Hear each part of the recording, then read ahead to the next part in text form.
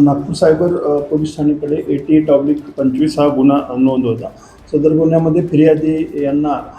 2022 मध्ये त्यांचे पती वारल्यानंतर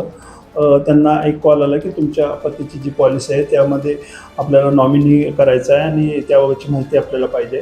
आणि त्यांना तुमची आपण दुसरी पॉलिसी काढू आणि ते पैसे तुमच्या पतीची जी पॉलिसी आहे पंजाब नॅशनल बँक मिट लाईफ हो तुमच्या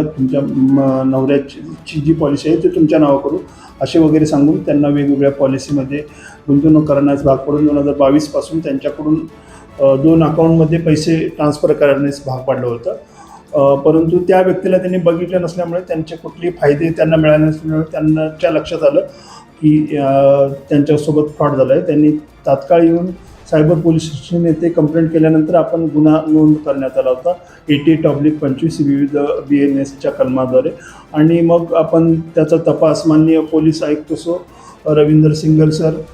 माननीय जॉईंट CP सर, माननीय DCP सर मतानी सर यांच्या मार्गदर्शनाखाली करून यातील आरोपी जो आहे त्याचा आपण बँक अकाउंट नंबर तसेच बँकशी लिंक असलेले नंबर त्यांनी एक ईमेल तयार केला होता. त्या ईमेलचे तांत्रिक तपास करून वगैरे त्या आरोपीचे लोकेशन काढून तो दिल्लीचे येथे असल्याची माहिती मिळाल्यानंतर तपास पथक दिल्ली येथे जाऊन सदर आरोपीला सिकंदराबाद या रेल्वे स्टेशनवर आपण त्यांना पकडलं. त्याचं नाव अमन अरविंद कुमार सैनी हा सिकंदराबाद UPचा रहिवासी असून तो सध्या आपण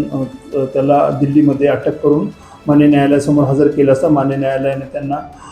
दिनांक 25 पर्यंत पोलीस कोठडी दिली असेल. पोलीस कोठडीमध्ये त्यांनी इतर त्यांचे साथीदार आणि जे पैसे ट्रान्सफर केले त्याबाबतची सर्व माहिती आपण घेत आहोत आणि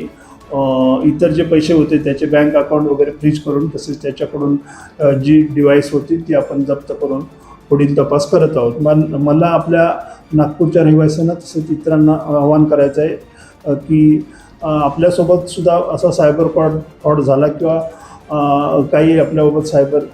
कंप्लेंट झाली तर 1930 वर कॉल करा किंवा national cyber crime reporting portal आहे त्या पोर्टलवर तक्रार करून आपण